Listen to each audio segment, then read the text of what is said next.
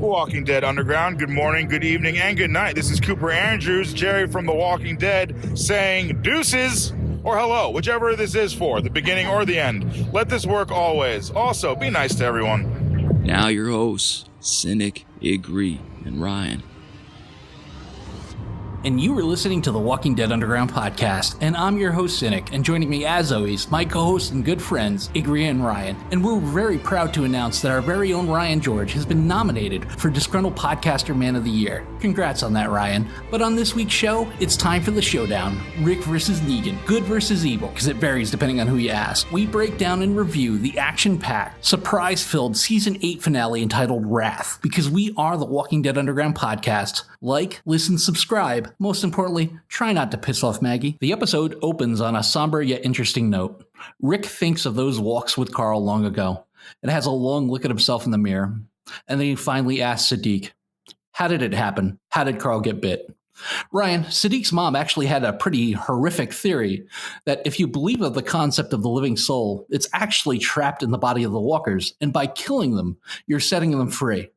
Do you agree with this theory or disagree? And what do you think that would be like? As you guys know by now, I'm not a very spiritual or religious person. So I think that we're, so realistically, I think we're, a bunch of neurons firing. And, once that gets shut down to whatever extent, we're shut down. So in some ways, sure, I guess if there are neurons, there's something still firing. I guess they're still trapped inside there, but there's no consciousness or no soul or anything kind of trapped in. So I think it was, a theory that ultimately ended in Carl's death. But otherwise, I don't think it was much of a, I wouldn't put much stock in that theory. Yeah, but could you imagine being a spectator to the carnage? Say you're Morgan's wife attacking the son or attacking other innocent people and not being able to stop yourself. Could you imagine how horrific that could be? IG? Oh, yeah, that would be awful. I think one of my biggest fears would be kind of like being, like a locked in syndrome.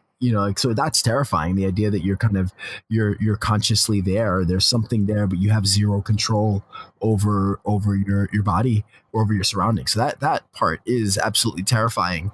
And actually, in some ways, like I think if you're in this world, you need to give it some kind of a meaning. And if you think about it, if you're Cinik or his mother or anybody, that's kind of a nice idea to latch onto. It gives you a purpose because, all of a sudden you can't help but become kind of almost nihilistic about life. By feeling like you are rescuing these souls, I think it does two things, actually.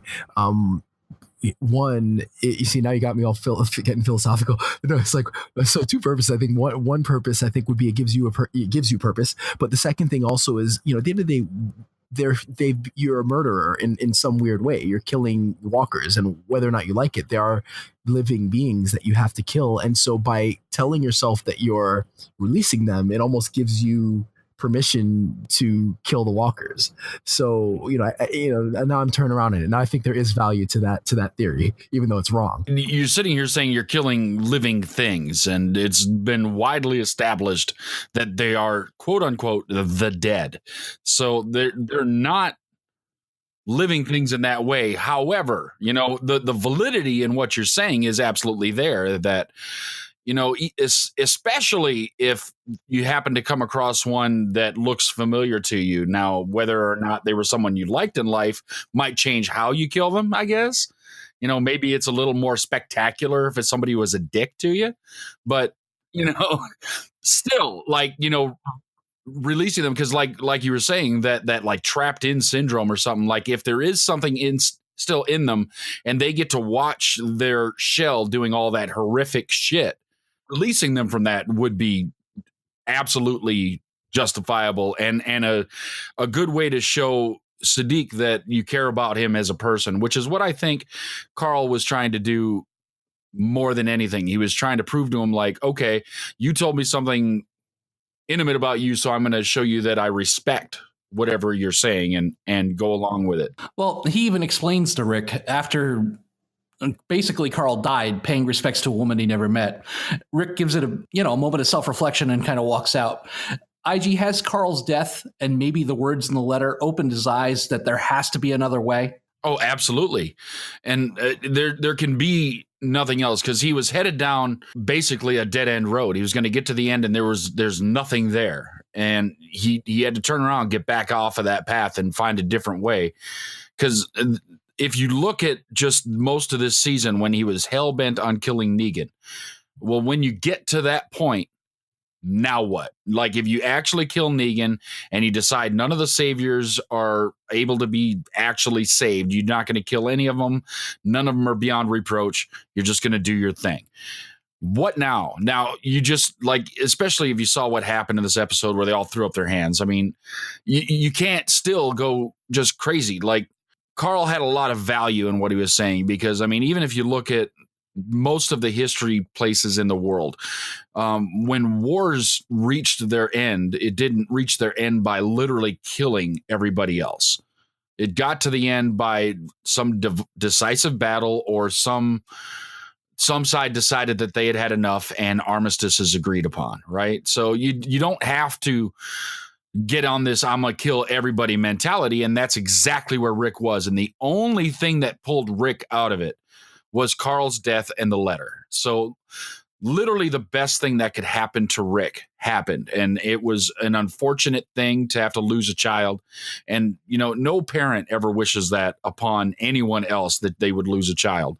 But if there could be a good outcome from it, it happened on this show. So you got to look at it that way. And our two favorite D&D characters sit down for a morning chat, and the king proclaims, "If this is our last morning, it will be a fine morning indeed."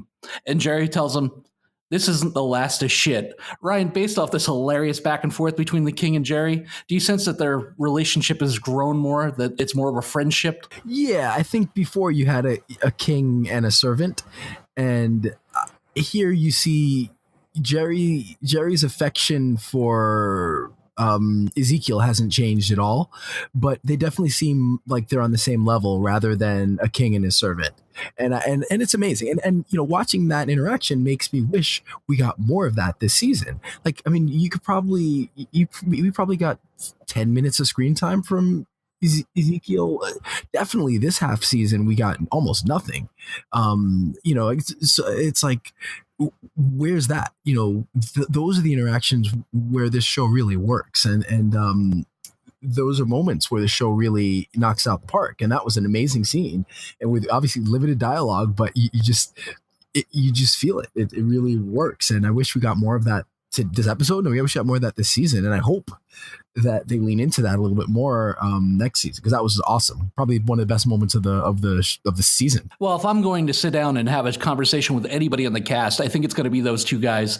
They're by far the nicest and most interesting people out of everybody on the cast I've met, and I just think they play their characters so well and so amazing, and I would love to pick their brains about it. IG, I mean, we had some great interactions with the two of them, did we not? From Jerry serving cobbler to everybody that came to his booth, that was one thing he was doing. And he stayed up like the whole night before making it. And I mean, he cares about his fans and he cares about his craft. Because I mean, I know he's kind of playing just kind of a big smiling idiot a little bit, but he really is playing just an offshoot of himself, because he had nothing but smiles the whole day. And I mean, it's got to get tiring when just person upon person is coming to you just wanting to be around you and hug you and squeeze the big old lovey Jerry.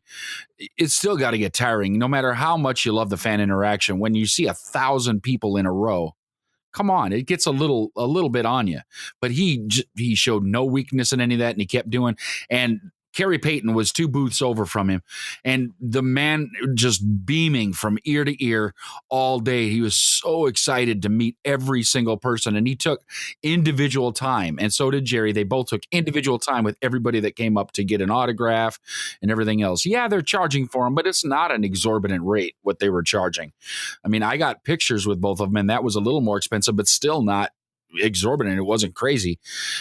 You can't help but like those guys. I mean, if you ever get a chance to get in the line and talk to them, you really should, because they are the coolest guys that I think I've met in a long time. Except for Ryan George. Ryan would be on top of my list of people to actually meet in real life. As preparations for Battle Go On at Hilltop, I look over and I see Morgan, and I think, hey, Morgan, you got a little bit of crazy on you. Not here, but all over here. IG, we've all had that moment where we temporarily lose our cool in public and look around and see those worried looks. What was one of those times for you? Oh my God. Well, I guess one that wasn't even justified all that much. Like I was living in Hawaii and I was walking back from a convenience store with a good friend of mine. And we were in the crosswalk and walking across and it was fine. And all of a sudden somebody came and tried to turn where we were going, pulled up right up on us and just laid on their horn. And I just got 8 shades of crazy at that moment. And I started walking to the car. My buddy's like, no, come back here.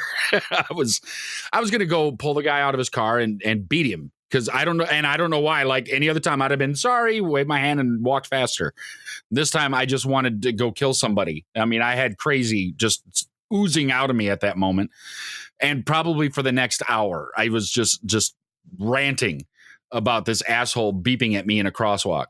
I don't know why. I still don't know why. I don't know. Maybe I hadn't had enough caffeine that day. Maybe I was walking back with the Coke I just bought or something, and I hadn't drank it yet, and I needed some.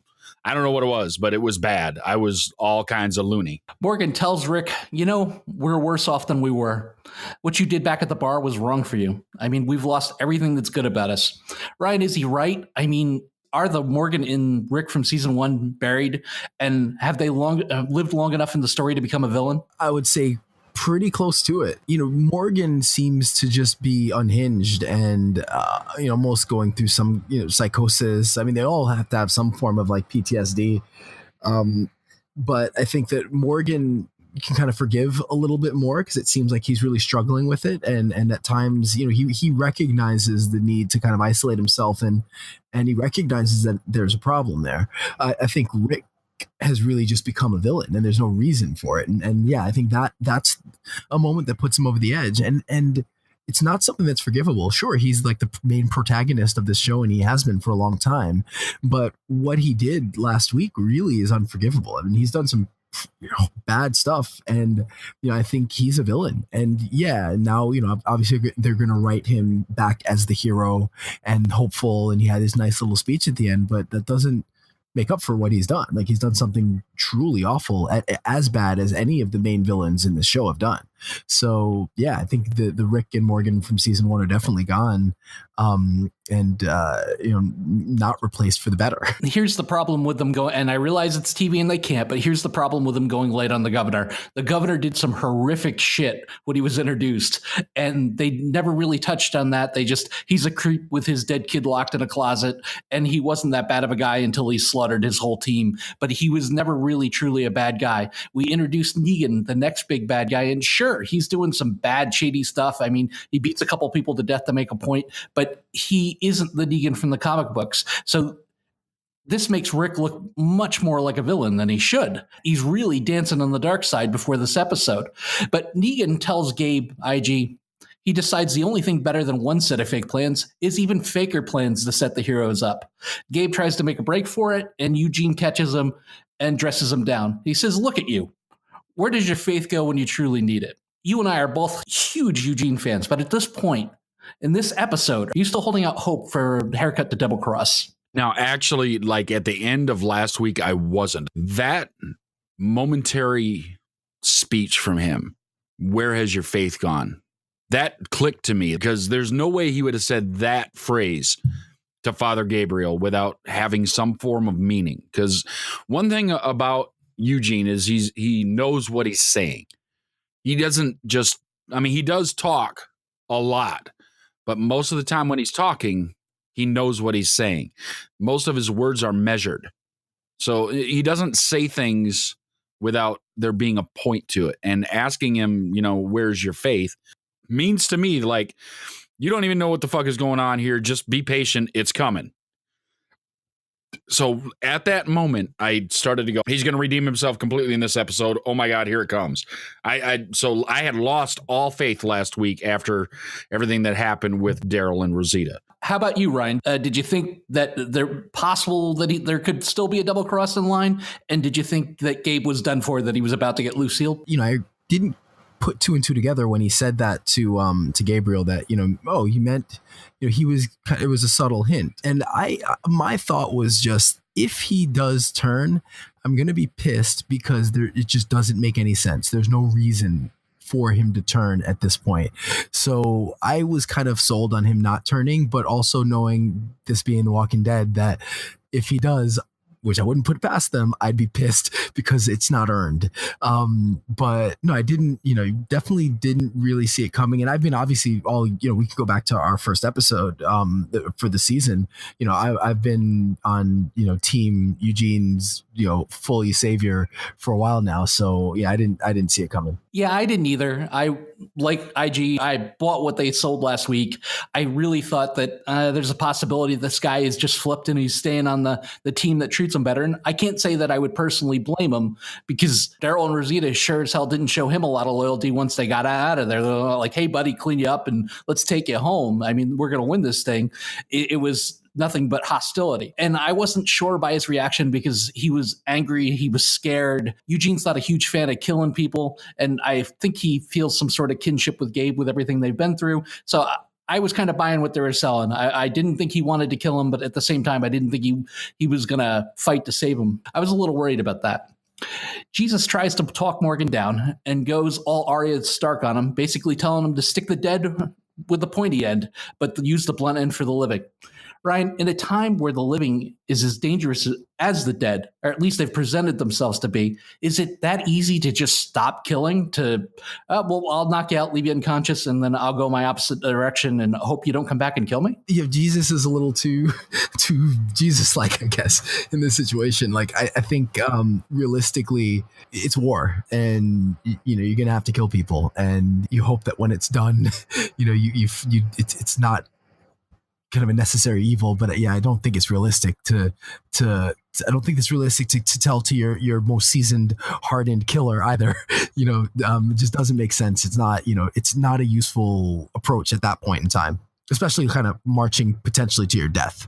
Have that conversation later on. Prisoners are effective, right? Taking prisoners in a wartime situation is effective. I mean, there's a whole protocol for doing so. It's part of where the Geneva Convention come from, is how do you treat prisoners of war? So it is a beneficial thing to not necessarily kill all your opponents. If they end up in a position where it's fairly easy to take them prisoner, especially when we're looking at everybody's cards are all on the table at this point. So the war is not going to last much longer. They all know this. It might do you better to not kill everybody, and especially right there, because to get the other people to get on your side, showing some mercy in front of everybody might help you in your cause. And so I can see if they're heading out to this with everybody, like they know this is it. We're gonna win. We're gonna lose one way or another. It ends today. Not killing everybody, especially if you're winning, seems like a pretty smart play. Rick and company come upon a ridge where we may have gotten some interesting Easter eggs for next season. The fencing is very similar to what they had in the comic books. Basically, the next group of bad guys are called the Whisperers, and they lay out a line for Rick and say, basically, your people don't cross past this fencing. And the fencing was very, very similar to the comic books. And some of the fan theories is that there's possibility that herd of walkers, some of them might have been Whisperers.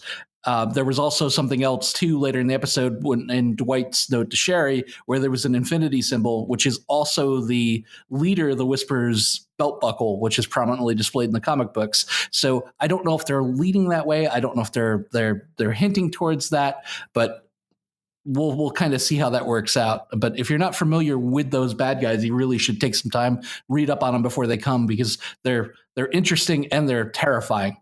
IG, as the whistling starts all around them and the Saviors attack Helltop, is your anticipation at a 10 like mine was? I mean, 2 years we waited, and it's finally time for the showdown. The three-town coalition versus the never-ending supply of Saviors. Yeah, absolutely. I was amped up because, it all started with somehow he had bullhorns all rigged up to shoot his voice, telling him this is it, we're gonna kill all of you. And then here they come over the ridge, a big line of them. It just could look like some old Cowboys and Indians movie, and here come the Indians to kill all the cowboys. I was just on edge. I was sitting on the edge of my seat, and it really was. And you're right, with their never-ending supply of Saviors. I mean, they've really taken out a lot of Saviors. I was really excited. I was really amped up, and so I was like, is this really going to end? All right, Saviors win. Credits. What did you think of the presentation of the Saviors up on the hilltop, Ryan? At that point, did you think there was any shot that the coalition could win? Honestly, like I guess I was just underwhelmed. Like I feel like it's been building to the entire season has been building to this moment, and it just didn't feel really earned. Like, we talk again, this, we go back to our first episode, talking about the season, and that was my fear, was that everything was just going to be a slog building to this moment, and it really was. So I think it just seemed a little bit underwhelming to me. Just the moment. I liked the setup, and it did seem like our heroes were in a situation where they could, insurmountable odds. And then, it's like, well, how are they going to get out of this? So it definitely had some of the tension there, but I still it didn't capture what I wanted that final all out battle to capture. Well, here's the problem. We did the same thing with the governor. We had a small battle, then a big battle. And they did that differently in the comic books. It was all one battle. We did this last week. We had a big battle and a small battle when it should have all been one battle. This episode should have been two parts where the battle started and ended at Hilltop. I mean, it was beautiful, but it shouldn't have been out in the middle of someplace. It should have happened where it happened in the comic books, and we should have spent the money we spent last week on this battle here. Even if it was the second wave where this the sabotage happened to of people that showed up that would have turned the tide of the battle once the first wave was bought back. They've done this repeatedly, and it takes away the effect of what's meant. I mean, when the governor shows up, he gets his ass whipped, he comes back with a tank. It should have been the governor with the tank to begin with. We didn't need two separate battles. And they've done this before, and it does a disservice to the source material in the show when they try to get more out of one event. And I think it was a mistake. But anyway, 3, 2, 1. Negan counts down. Gabe's about to get shot in the back of the head. The Saviors are about to fire on the heroes, and their guns all explode. Ryan, what did you think, at least, of the visual effect of all their guns going off on them? After the sigh or before, like, it was so. I was just pissed. Visually, it was fine. It worked well, but I was just pissed because it's like, when did he manage to? So clearly, he was making the bullets correctly. And so he has this horrible interaction with Rosita and Daryl, and then changes his mind, and then. What did he do? Did he replace all the good bullets? Did he go back and they barely had enough to begin with? Did he go back and treat or taint every one of the bullets? Okay, we need to hold on here a second. At what point did you believe that he was making bullets correctly? Where was that ever shown? Well, he was making bullets, but they didn't say he was making them correctly. I think this was the plan all along, to make a few good bullets so that Negan could test them, and they fired. You're missing what actually happened.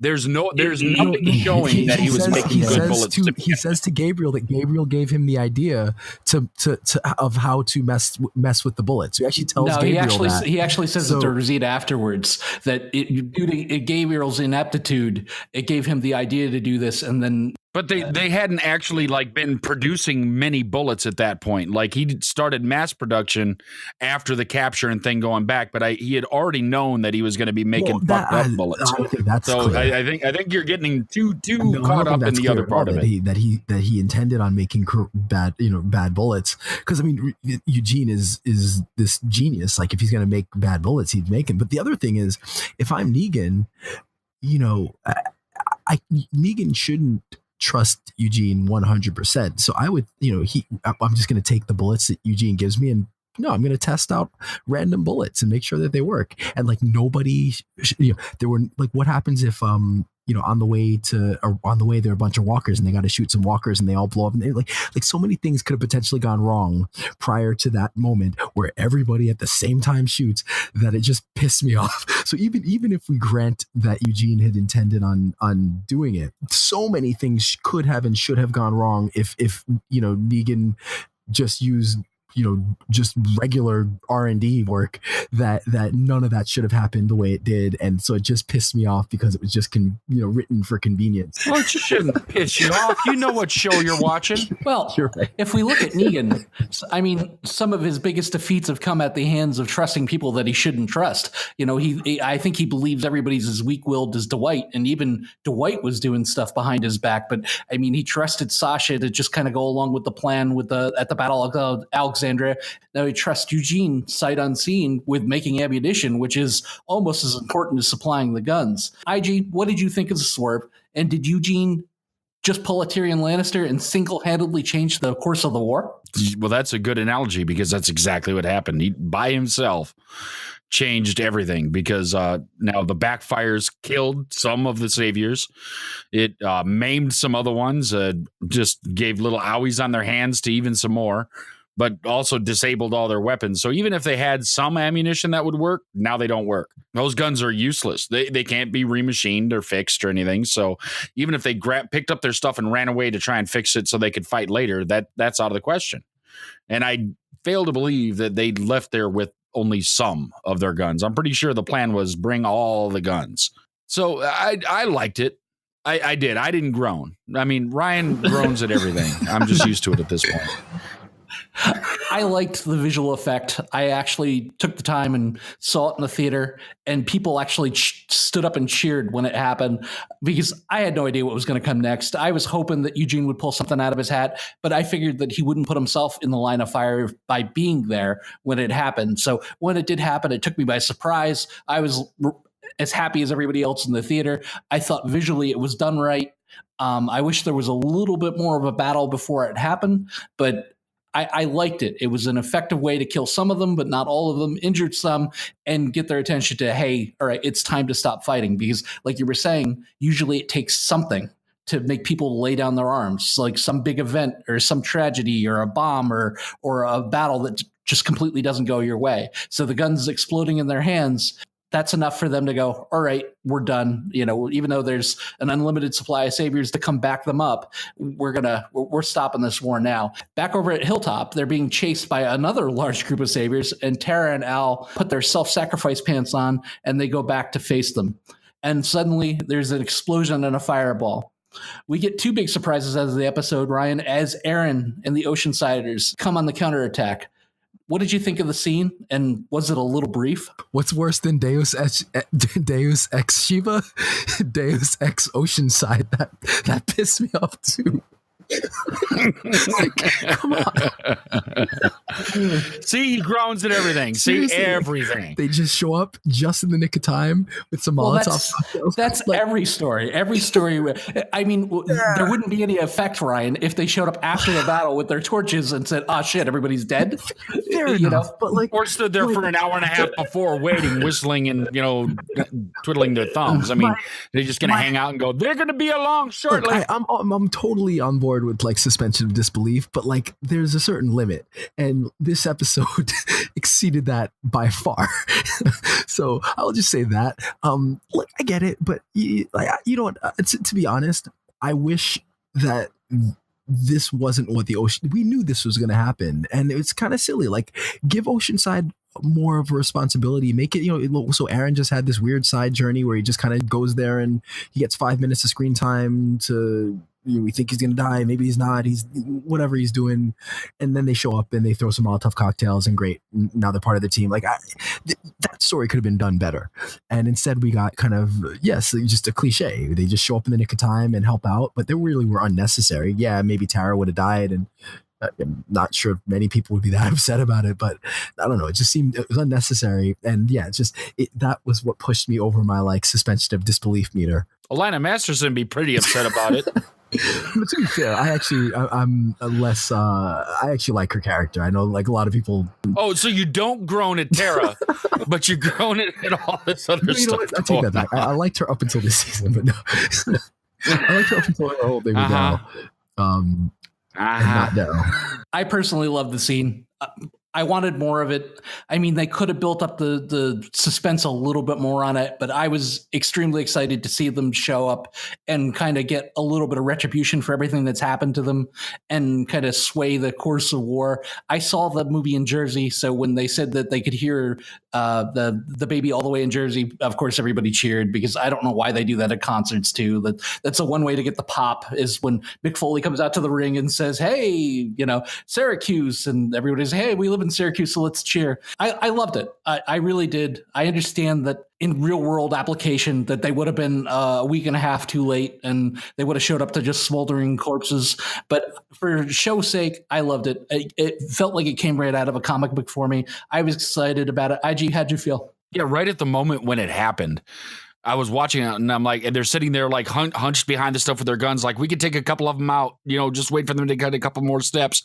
And then like the explosions started happening, like fireballs and stuff. And then all of a sudden then they panned over and there's the Oceansiders hucking Molotov cocktails. I don't know. Maybe I'm just too naive and stupid about this. And I should want more depth in my stories. But, The Walking Dead to me has always been, in line with what I would view as most like even like horror picks and vampire movies and stuff like that. I don't need depth. I need fun. I want it to be written well. I want there to be good dialogue. I want there to be awesome effects, but I really just want it to be fun.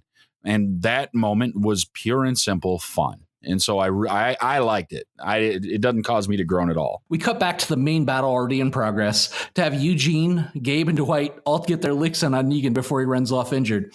Laura leads the Saviors in surrender. They've had enough. They're done. Rick chases down Negan, who has an injured hand.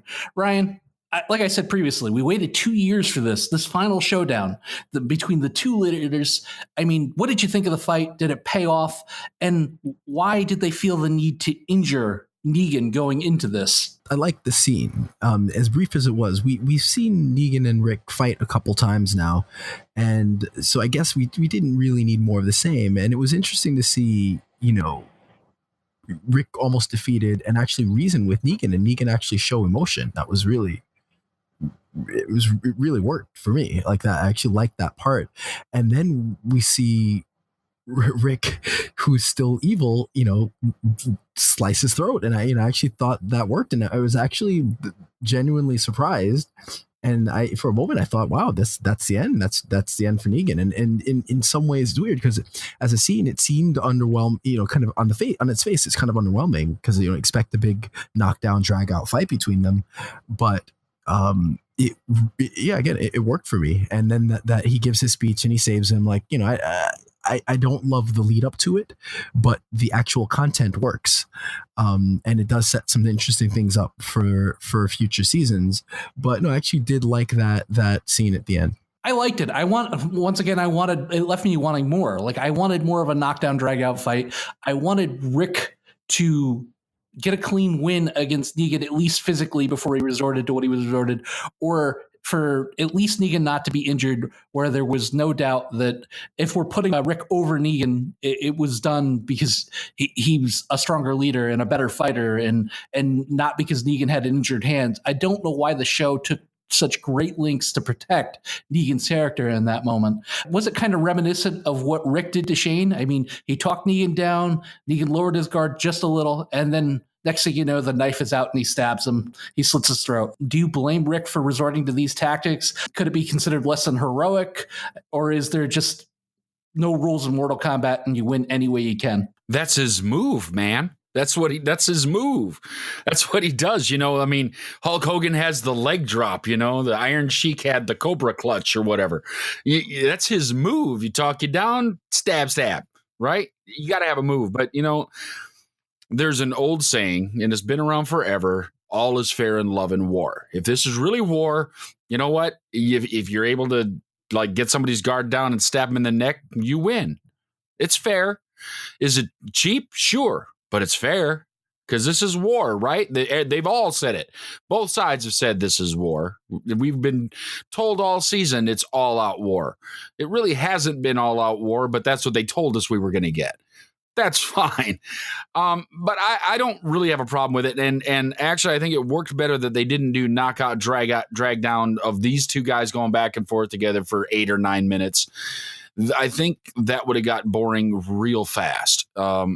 Because we've seen it. We've seen the knockdown, drag out. So they haven't been 8 minutes, but they've been, going back and forth, mostly Negan just beating the shit out of Rick most of the time, because that's just Rick's job is to just be a punching bag for Negan for the last 2 seasons. And it works. I like it. But, Rick's move is to kind of get on your good side just for a moment and then lash out and kill you or make it look like he's going to.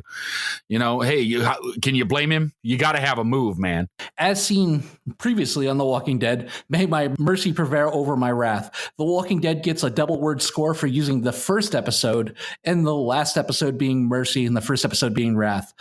This being the last one. But Ryan, you're a realist, as we pointed out over and over and over again in this episode. Do you think Rick did the right thing by saving Negan? And if you were in his shoes, would you? I don't think he did the right thing. I don't, nothing about saving Negan redeems him, really. I think the only thing, I would consider is that as a kind of homage to Carl and having dealing with the grief that he's dealing with Carl. And I guess he's beyond that initial shock. Maybe this is him kind of doing what Carl wanted. And so, that's the only way that I can see, I can make sense of him saving him, because otherwise, like, nothing about saving Negan redeems him or changes anything or makes him a better person.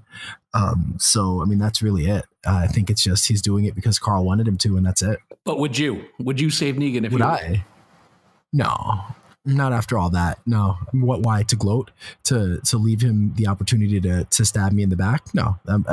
He's done at this point with all this, with everything that Yeah, kill him. How about you, IG? Well, the other part of that is, okay, somebody on the Hilltop Kingdom Alexandria side still had a working gun, and one of those people should have been Rick. Why didn't he just shoot him? That. On the other hand, Ryan, does make me groan. I'm like, why would you go get next to this guy that has beaten you senseless every chance he gets? Why didn't you just shoot him? And Rick isn't the only person that wanted Negan dead. So if you're not going to shoot him, let Maggie shoot him. Do something. So no, I don't think that keeping him alive solves anything, especially since, that later on what they say they're going to do with him, that really solves even less than everything they were doing. I don't agree with it at all. You can't keep him alive. Nah, I'm with you guys on this.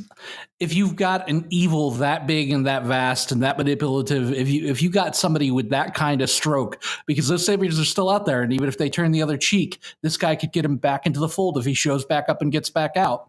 I don't think you can leave him alive. It's you got to double tap there and walk away and say the world's a better place without him. But IG, what confused me a little bit was from the files of conversations we should have had yesterday. In the timeline of The Walking Dead, it's been about a month or maybe 2 since Glenn's death. Do you blame Maggie for absolutely losing her mind over Rick's decision to save Negan? And don't you think that's a conversation they should have had before this battle? Yeah, I think, maybe even just him going and sitting down and sharing his letter with Maggie. Now, if they're all as close as they have been together for years now. Right? They were at Maggie's farm. They met them at the farm and have spent a bunch of time. I mean, if you just go by Carl and Judith's growth, like how much bigger they've gotten, it's got to be 3 or 4 years. You have to kind of get close to somebody, especially if you trust them the way Rick appears to trust Maggie. Wouldn't you have gone in and shared that letter so that maybe she might understand your mindset? Have a heart-to-heart discussion about, I don't know if I can kill him. So even if it comes to that point and Maggie really wants him dead, she'll go kill him herself. Something. But why wouldn't you have that conversation? Why wouldn't that have already happened? It doesn't make me groan, but it does bother me a little bit. I mean, I know some of these things they do because the tension rides better by having that reaction when she says save him and Maggie losing her mind. It's better for television to watch that happen, but it looks like poor writing. It looks like laziness at that point. So not quite a groan, but a little bit of a not great. Rick's powerful. There has to be something after the speech pulled directly from the comics, at least mostly, to the Coalition and the ex-Saviors, and they give them the gift of glass. IG, are you hoping that maybe we get these few episodes of Reconstruction that we talked about last week? Yeah, I want to see a little bit of Reconstruction and a little bit of like ingenuity, like taking these plans that they got from whatever her name was, because she showed up for 5 minutes in one episode. Take that stuff and get yourself some windmills to generate some power and get some fresh water pumping out of wells and get some things working, right? So I think if they do some rebuilding and some ingenuity and some hard work, if we see a little bit of that and still have some of the tribulations, some of the trials that they always go through in these shows, but make that the second story to the primary of trying to build new society just for a few episodes and kind of start leading us into the Whisperers, I think that would really kind of build us back up a little bit, because some of the things I'm having a hard time believing is like, where are they continuing to get gasoline from? Because I'm sure a lot of people don't know, but gasoline goes bad. It spoils and it separates and then it's useless. Like you can't do anything with it. And how long are we into this? Because the zombies, like one of the things they explained, and one of the things is that as each season goes by, the zombies are deteriorating further. They're becoming more decayed, which means time is passing. And that's what they're trying to show by doing that. Well, if time is passing, gasoline is spoiling, and they haven't been adding like stable or anything else to any of the gas. So they're driving vehicles all over the place. And it just, me being who I am, that messes with me. So they aren't growing the amount of food that they need to grow to feed the amount of people they have. They aren't foraging. They aren't hunting. Just the things that they should be doing to try and support all these people aren't happening, and doing a little bit of ingenuity and using those books that they got, I think would help ease concerns, because there's got to be somebody else like me, not exactly, but close. We get a scene from Old Yeller where we think Daryl's taking Dwight out into the forest to shoot him, but he basically lets him go, and he tells him to go find his wife and make it right. But if you come back, I'm going to kill you. Ryan, do you think this is the last of the Dwight story arc? Do you think he's gone off to find his wife and we'll never see him again, or do you think they pick it up again next season? No, I think we have to see him again. He's an interesting enough character, and developed enough character, and someone who's changed and been through enough that I can't see them getting rid of him altogether. So yeah, I don't think that's the last we've seen of Dwight. Lastly, from the files of What the Hell, and I'll give him credit because we made it through almost a whole episode, but then we get a secret meeting with Maggie and Jesus and Daryl, and they're all going to rebuild the community and make it stronger. But lastly, they're going to prove Rick wrong for saving Negan. IG, what did you take away from that ominous scene? And are we headed from all-out war to civil war? That's a very good analogy, because that could very well happen. What I got from that scene is that they're going to bide their time, and when the moment is right, they're going to kill Rick. That's what I got out of that, is that they're going to go kill Rick. Like, Rick has run his shenanigans for far too long and he needs to die. That being said, I could believe that coming out of Daryl, because he's just Daryl. Like, I think he's easily swayed, especially when somebody, kicked his dog and stole his lunch. And Rick has done that a number of times. Maggie is pissed because he didn't kill Negan. So Maggie's pissed. But Jesus is the one that tells everybody, we can't kill him. We can't kill anybody. Don't kill people. Keep them alive. And Jesus is on the plan. I didn't like it. Not one bit, because they had just won. What else do you want? You got it all. And instead it's like, well, I'm mad about this one thing, so we're gonna have it out with Rick. Why not just have the discussion or send him out to walk the earth like Kwai Chang Caine? Off you go, man. You can't be here anymore because you're not in our deal. But really, you're just gonna have the quiet, dark backroom meeting. That was really, really poor and lazy writing. Ryan, what do you think? Agree with Ig. I couldn't say it much better. It just didn't make sense. It didn't seem right. Even that's a conversation for Rick to have with Maggie, and it just didn't make sense. Sure, okay, let's grant that Maggie wants to kill Negan. Okay, fine, but to bring Jesus in on it, and Daryl, who's been Rick's closest confidant, for such a long time, like it just didn't make sense. And if they really wanted him dead, like they don't need to to gather for that meeting. Just like you said, it seems like just bad, lazy writing. And it's kind of setting up tension for next year. But once her reaction when Rick decides to save Negan, that was enough to set up that tension. Like that was a real guttural reaction, and actually worked really well. And so then that's all I needed to say, okay, there's going to be problems next year. To have this back of the room meeting was just unnecessary and kind of diminishes the that bit of acting from the very when he decides to save Negan. Here's my problem with the scene. Can't we have 5 minutes apiece? The scene itself didn't make any sense. I understand Maggie has an axe to grind, and that's something that she should have went and talked to Rick about.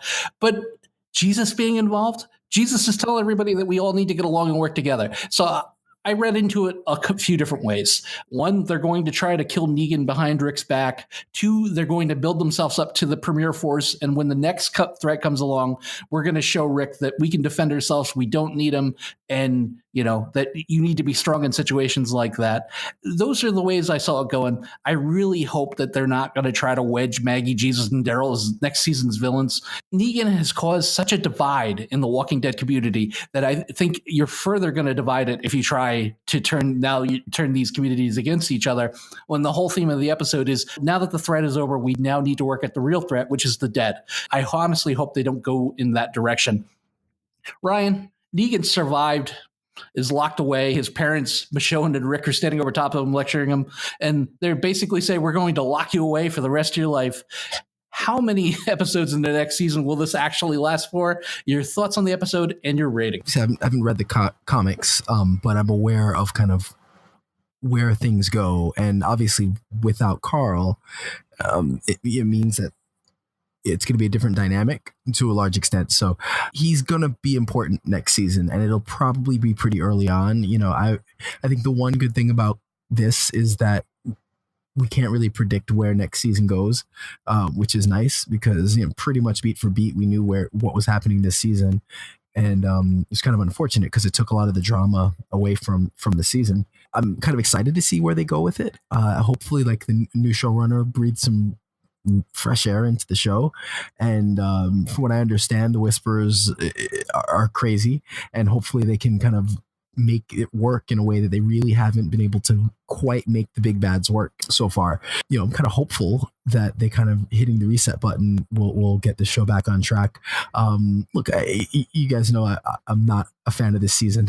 I think it was mediocre for the most part. I think the episode was strong in spots, but the good things aside from Ezekiel and Jerry's conversation, besides that, the good things that happened in this episode weren't earned, and so that takes a lot away from it. Even things that were good just didn't feel right, didn't feel earned. The exploding guns, great visually, but it was clouded by so much bullshit surrounding it for me that it just I was more annoyed than like excited about what that meant. So I think just overall the episode, I give a 6.5 for the episode. I'd probably give a 5.5 for the season. But I am hopeful for next year. Your ratings don't pan out if we go back and check all your ratings, so the 5 doesn't stand. Okay, but listen, Ryan, you're not alone. I mean, half of my Facebook, probably 3/4 at this point, are all random Walking Dead fans. My list is filled with Walking Dead fans, and this has been a very polarizing season as far as the way people feel about it. Half of them thought this episode was trash, the other half couldn't get enough of it. So the truth lies somewhere in the middle. Wrath for me paid off, but it could have been so much better. And I don't blame the Walking Dead people. I mean, the writing can be shoddy sometimes. The blame for me lies with AMC. And I can tell you that a lot of the things being done wrong look like how do we get this done by spending the least amount of money? And it looks like budget constraints to me.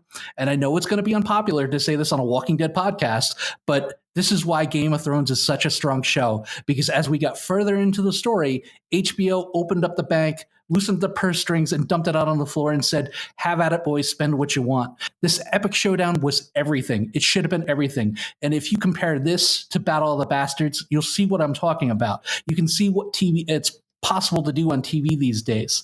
The battle was great. I mean, I avoided spoilers all week, so the surprises worked. I understand that they weren't totally earned, but for me, it was just good popcorn theater. I enjoyed it. I just wish they would have took the time and money they spent last week and used it on this. The acting, the surprises, the end arcs were a huge payoff. My only warning to the people at AMC and The Walking Dead is if you make Maggie the season 9 villain, I'm done.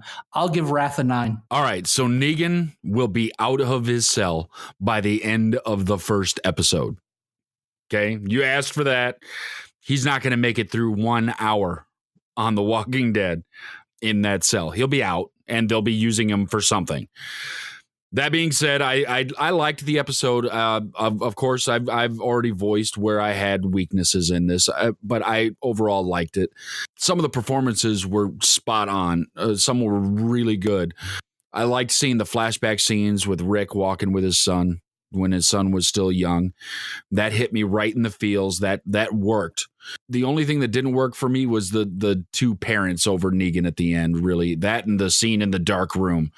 You know, I didn't like them talking to him that way because what are you gaining at that point? I mean, put him in the hole and leave him there. You don't have to stand over him and monologue over him about how you're going to do this. That gains nothing. It just, again, it wasn't even that great of a speech. So therefore, I don't think it was great writing.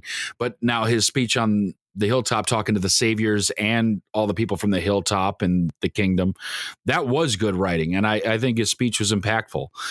But I'm right there with you, Cinik. If they turn those three into the bad guys for the next season and we got to wait another season to get to Whispers, ooh, that could not do well for this show. But you know what? I have hope. I don't think they're going to do that. I think maybe they'll spend an episode or two and then they'll have some kind of yelling match and either some people will leave. Maybe that's how they're trying to do it so that they can get Maggie to leave the show, is that she's going to get lippy and she's going to storm off and I'm going to my mother's house and off she goes. I don't know. But that would give her a way to exit. You think she'll be showing by next season? I don't know. Well, you know, the thing is, you know, the last two seasons have only taken about 2 months in Walking Dead time. So it could go either direction, but I'm giving this a strong 8. It was a good episode. I did like it. The groans don't outweigh the good things that happened because like you said, and like I said earlier, good, fun, popcorn eating show. I had a good time with it. And that's going to do it for our review of the season 8 finale, Wrath, from the Walking Dead Underground podcast. We're going to give this an 8. We had a good time bringing it to you in this whole season of The Walking Dead this year. We'll be back next season, and we might be back in the meantime with some Fear the Walking Dead and maybe some other surprises. Stay tuned. There's always more stuff coming. I'm Igrihe. With me were Cinik and Ryan.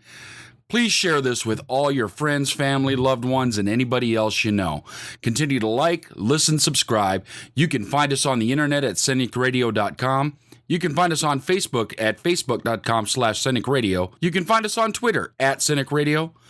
Look for us on Instagram at CINIKRADIO. And head on over to The Walking Dead Underground on Facebook. Just go to Facebook, search for The Walking Dead Underground. All the best news, memes, fun, and adventure you could want in a Walking Dead site. That's where you're going to find it. Thanks again for all your support and all the feedback we've gotten from everybody. We love all of it all the time.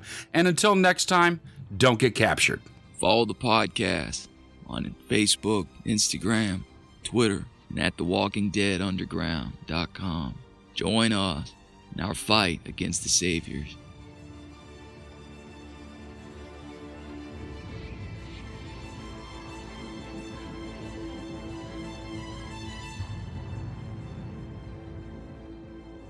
I'm sorry, I hate to sound like the typical snowflake, but she's a bully.